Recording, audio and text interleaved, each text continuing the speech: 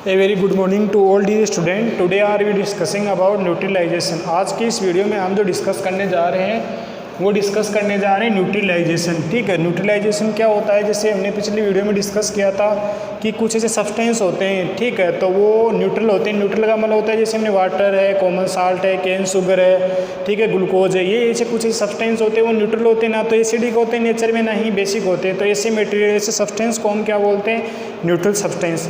तो इस वीडियो में हम डिस्कस करेंगे कि हमारे पास में न्यूट्रलाइजेशन एक रिएक्शन होती है जिसको हम समझेंगे कि न्यूट्रलाइजेशन रिएक्शन कैसे काम करती है, ठीक है, और कैसे हमारे पास में एसिड और बेस वो आपस में मिलके जो रिएक्शन होती है जिससे हम जिससे क्या बनता है, न्यूट्रलाइजेशन। जिससे जो रिएक्शन होती है उस रिएक्शन को क्या बोलते हैं, न्यूट्रलाइजेशन। देखो यहाँ पे the reaction in which acid react with base to form salt and water is called neutralisation. ऐसी रिएक्शन जिसमें एसिड और साल्ट आपस में रिएक्शन करते हैं और उन रिएक्शन करने से क्या बनता है, साल्ट बनता है और वाटर बनता है, उस रिएक्शन को हम क्या बोलते हैं, न्यूट्रलाइजेशन। क्या बोलते हैं, न्यूट्रलाइजेशन। रिएक्शन का मतलब क्या हो गया, जैसे हमारे पास में एसिड है और बेस है, इनको हम मिलाएंगे आपस में, ये एक दूसरे से रिएक्शन करेंगे, ठीक है। तो आपस में एसिड और बेस है तो ये एसिड के अलग डिफरेंट प्रॉपर्टीज़ होती है, बेस के अलग प्रॉपर्टीज़ होती है, तो ये आपस में जब रिएक्शन करेंगे तब वहाँ पे क्या बनेगा, साल्ट एंड वाटर। क्या बनेगा, salt and water.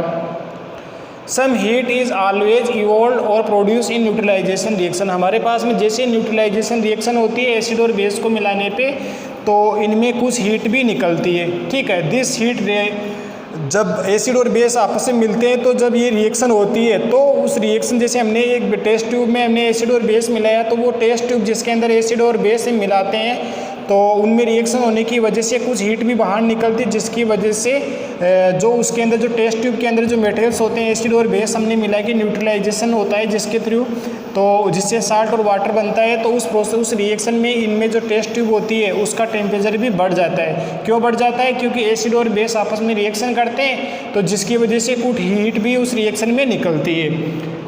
In this neutralisation reaction two or more substance salt and water are form. तो हमने एसिड और बेस को आपस में रिएक्शन करा के हमने इससे कौन सा मेटेरियल प्राप्त किया, साल्ट एंड वाटर, ठीक है। Salt form during neutralisation depends on the acid, ठीक है, and which bases are reacted with each other. तो हमारे पास में जो साल्ट तब बनेगा जब हमारे पास में जो एसिड है, ठीक है, और कौन सा बेस है वो आपस में रिएक्शन करेंगे तो उससे कौन सा साल्ट बनेगा, ये उस पर डिपेंड करता है कि हमारे पास में एसिड कौन सा है और बेस कौन सा है। तो हम इसको एग्जांपल के थ्रू समझेंगे कि एसिड और बेस आपस में मिलाने से साल्ट और वाटर जो न्यूट्रलाइजेशन रिएक्शन होती है वो कैसे होती है। जैसे हमारे पास में sodium hydroxide is a base. Sodium hydroxide तो हमारे पास में एक बेस है, बेसिक में सब्सटेंस है, और हमारे पास में हाइड्रोक्लोरिक एसिड है, ठीक है, वो हमारे पास में क्या है, एक एसिड है। तो दो मटेरियल्स ले लिया हमने, एक तो बेस ले लिया और एक एसिड ले लिया। तो बेस में हमने सोडियम हाइड्रोक्साइड ले लिया और एसिड में हमने हाइड्रोक्लोरिक एसिड ले लिया। अब हमने when sodium hydroxide is treated with hydrochloric acid, जब हमारे पास में सोडियम हाइड्रोक्साइड तो बेस है और हाइड्रोक्लोरिक एसिड है, तो हमने जैसे ही इनको आपस में मिलाया, ठीक है, जैसे ही आपस में मिलाएंगे तो ये न्यूट्रलाइजेशन से reaction take place to form. तो जैसे इनमें क्या हो जाएगी, न्यूट्रलाइजेशन। जैसे हमने पढ़ा था कि न्यूट्रलाइजेशन कब होता है, जब एसिड और बेस आपस में मिलते हैं तो साल्ट और वाटर बनते हैं, तो उस रिएक्शन को न्यूट्रलाइजेशन कहते हैं।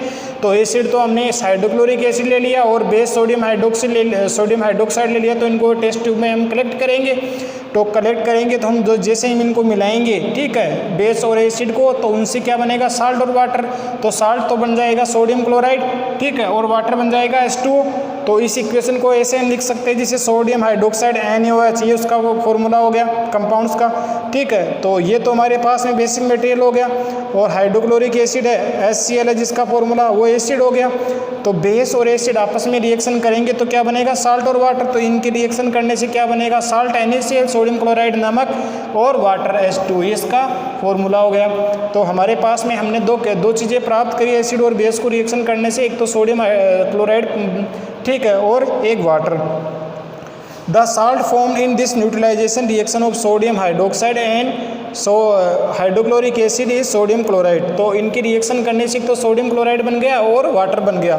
ठीक है, सम हीट इज इवॉल्व, तो जैसे आपस में एसिड और बेस आपस में रिएक्शन करेंगे जिस टेस्ट ट्यूब में, तो उसमें कुछ हीट भी बाहर निकलेंगी जिसकी वजह से उस रिएक्शन का टेम्परेचर बढ़ जाएगा और जो हमारे पास में टेस्ट ट्यूब है वो कैसी हो जाएगी, गर्म हो जाएगी। तो न्यूट्रलाइजेशन में हमने डिस्कस किया कि एसिड और बेस आपस में रिएक्शन करते हैं तो साल्ट और वाटर बनता है।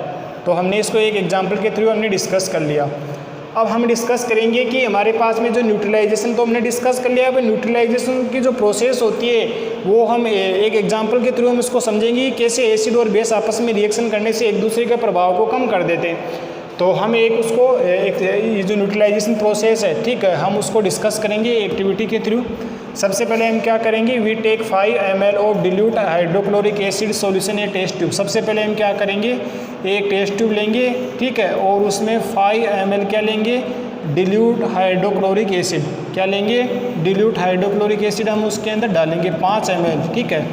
फिर क्या करेंगे, hydrochloric acid solution is a colourless, तो हाइड्रोक्लोरिक जो हमारे पास में जो एसिड होता है, सॉल्यूशन होता है, वो कैसा होता है, कलरलेस होता है। फिर हम क्या करेंगे, ऐड 2 और 3 drops of phenolphthalein indicator to the acid in a test tube. फिर इस टेस्ट ट्यूब में हमारे पास में जो इंडिकेटर होते हैं, ठीक है, जो हमने डिस्कस किए थे, हमारे पास में एक तो नेचुरल इंडिकेटर होता है और एक सिंथेटिक इंडिकेटर होता है। तो हमारे पास में सिंथेटिक इंडिकेटर कौन सा होता है, फिनोप्थेलिन।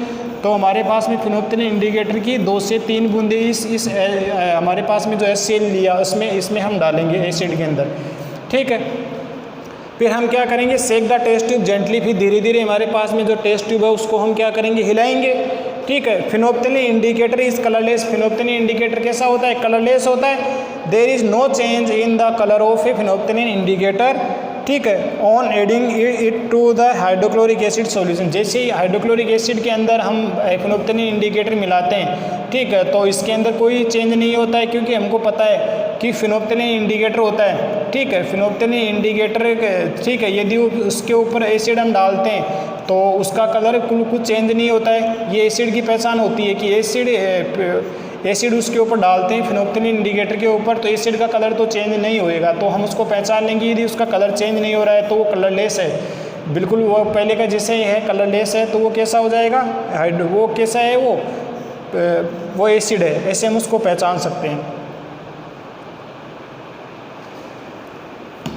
अब हमारे पास में जो अगली स्टेप की तरफ बढ़ते हैं, जैसे हमारे पास में इस फिगर में देखो, फिगर नंबर 9 में हमने ये टेस्ट ट्यूब ले ली, ठीक है। अब हमने इस टेस्ट ट्यूब में क्या किया, ये हमारे पास में हाइड्रोक्लोरिक एसिड है, देखो यहाँ पे, ये तो क्या है, एसिड है, ठीक है। ये हमने टेस्ट ट्यूब में 2-3 बूंदे, इसमें जितनी भी बूंदे, इसमें 10-15 बूंदे हमने HCl की हमने इसमें डाली। HCl क्या है, एसिड है। और फिर हमने इसमें क्या मिलाया, फिनोप्थेलिन इंडिकेटर। तो जैसे हम इसको फिनोप्थेलिन इंडिकेटर मिलाएंगे तो HCl भी कलरलेस है, और ये फिनोप्थेलिन इंडिकेटर यदि इसके अंदर मिलाते हैं एसिड के अंदर, तो इसका जो कलर है वो क्या हो जाएगा, कलरलेस हो जाएगा, मतलब इसमें कोई कलर नहीं रहेगा। फिर हम क्या करते हैं, दूसरे इसमें जो टेस्ट ट्यूब होती है इसके अंदर एसिड तो हमने मिला लिया, फिनोप्थेलिन इंडिकेटर मिला लिया। फिर हम जैसे उसके ऊपर सोडियम हाइड्रोक्साइड है, सोडियम हाइड्रोक्साइड सॉल्यूशन क्या है, बेस में वो क्षार है, ठीक है, वो इसके ऊपर ड्रॉपर की हेल्प से इसके अंदर कलेक्ट करके जैसे इसके अंदर बूंदे हम डालते रहते हैं, ठीक है। तो वो ये तो क्या है, बेस, और ये क्या है, एसिड। तो बेस और एसिड आपस में रिएक्शन करने की वजह से ये बेस है एसिड के प्रभाव को कम कर देगा, ठीक है। और धीरे धीरे हमारे पास में जो हाइड्रोक्लोरिक एसिड है, ठीक है, इसका कलर क्या हो जाएगा, चेंज हो जाएगा। तो ये किस कलर का चेंज हो जाएगा, लाइट पिंक कलर का चेंज हो जाएगा, ठीक है। अब देखा हमने कि सोडियम हाइड्रोक्साइड सॉल्यूशन इन्हें ड्रॉपर की हेल्प से हमने उसमें 2-3 बूंदे उसमें डाली।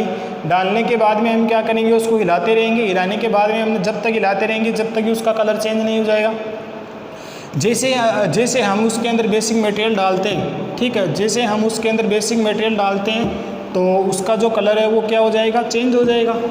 किस कलर का हो जाएगा, वो लाइट पिंक कलर का हो जाएगा। अब हमें क्या करना है, at this stage are the hydrochloric acid, जितने भी उसमें टेस्ट ट्यूब में जितना भी हाइड्रोक्लोरिक एसिड था, ठीक है, हैज़ टेकन कंप्लीट न्यूट्रलाइज। तो वो न्यूट्रलाइज हो गया, किससे हो गया, सोडियम हाइड्रोक्साइड बेस से, ठीक है। अब इस न्यूट्रलाइजेशन रिएक्शन में जो टेस्ट ट्यूब में एसिड और बेस आपस में रिएक्शन करते हैं, तो हमने डिस्कस किया था कि उससे कुछ हीट भी बाहर निकलती है, ठीक है। तो जैसे इसमें देखो, इफ़ यू टच द, जैसे हम टेस्ट ट्यूब को टच करेंगे एसिड और बेस मिलाने पर, तो थोड़े समय बाद में हम देखते हैं कि न्यूट्रलाइजेशन रिएक्शन की होने की वजह से, एसिड और बेस आपस में मिलने की वजह से जो टेस्ट ट्यूब होती है उसका थोड़ा सी टेम्परेचर बढ़ जाता है। क्यों बढ़ जाता है? क्योंकि उनके अंदर एसिड और बेस आपस में मिले हुए हैं, तो वो न्यूट्रलाइजेशन होने की वजह से, उनमें रिएक्शन होने की वजह से उसमें कुछ हीट भी बाहर निकलती है, जिसकी वजह से वो उस रिएक्शन का टेम्परेचर बढ़ जाता है। वो टेस्ट ट्यूब कैसी हो जाती है? गर्म हो जाती है।